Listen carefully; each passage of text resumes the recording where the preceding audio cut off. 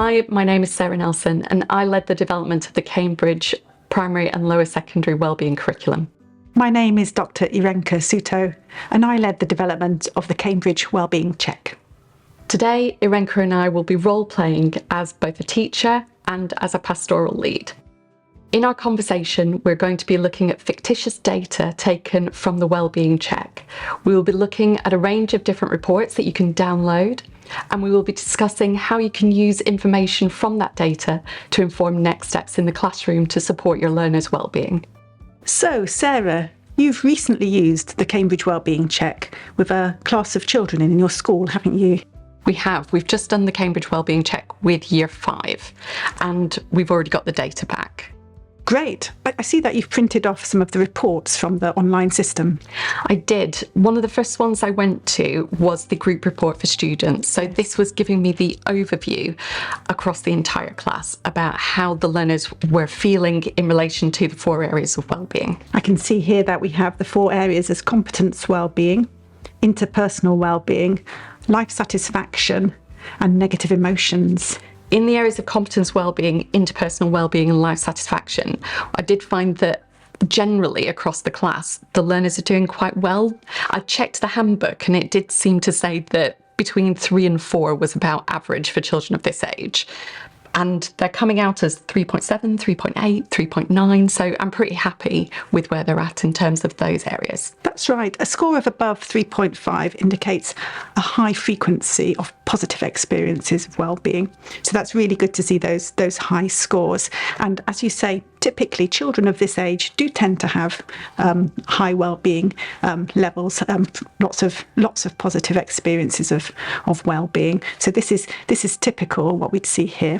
Yeah, so I was pretty happy with that. But what I did find is that when it came to the area around negative emotions, generally the news was not so good.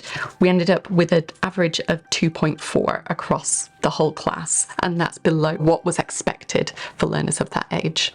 Yeah, that's an area of concern, isn't it? Because that's telling us that the children in this class were often experiencing negative emotions such as sadness and feeling stressed or feeling miserable. So when I saw that number, what I wanted to do was kind of dig down and think about, well, how did we reach that number and what specific questions were the children answering that got us to that point? So I then moved us to the detailed overview of responses.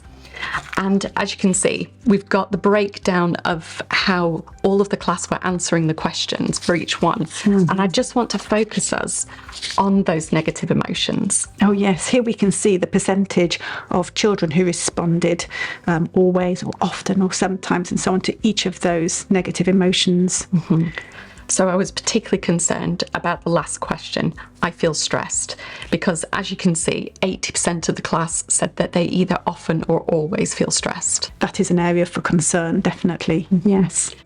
So given that we've got some quite high frequencies of negative emotions here, why do you think that might be? When I look at the questions that were there, so there were things like, I feel worried, I feel sad, I feel stressed. I started to think about what was happening within the classroom or within the wider school that might be feeding into those emotions. And I know that during the assessment period, so at the moment we've got the progression test coming up. Oh yes. So that can be a point of stress for some of our learners. And so I think that might be one area that I wanted to focus on and think about how we can support. Obviously, I know that there may be other stresses in children's lives outside of the classroom, outside of school. But obviously thinking about what we can directly control at the moment, that's where I'm looking to focus on. I'd be really interested to know which individual children are experiencing these negative emotions most often. So we do have a breakdown. So what I did find is that there were some learners who actually reported very highly that they didn't feel stress. That's good. Either never or only not often. Yeah. So we can see here some children reported at 3.8, 3.5, and so they're quite confident in those areas. So that's encouraging. Yes. But you can see here we've got Aria Wilson reported at 1.3 across her whole area of negative emotions. I can see that her score there is flagged in red, indicating that that is a student that we should be particularly concerned about. So, and as we can see, there's quite a lot of children that scored in the 2 range as well. So that meant that they often experienced these negative feelings, feeling stressed, feeling sad, and so on. Exactly. So what I was starting to think is that we needed to have some form of intervention within the classroom. I'm thinking an explicit lesson on well-being. I know that we tend to integrate a lot, but I think this is such a key area for concern that I think it is something we want to spend more time on explicitly with the learners. That sounds like a really sensible approach. I think as the pastoral lead, I would really like to follow up with Aria Wilson. I had a recent conversation with her mother, and it sounds as though there could be some difficulties at home at the moment.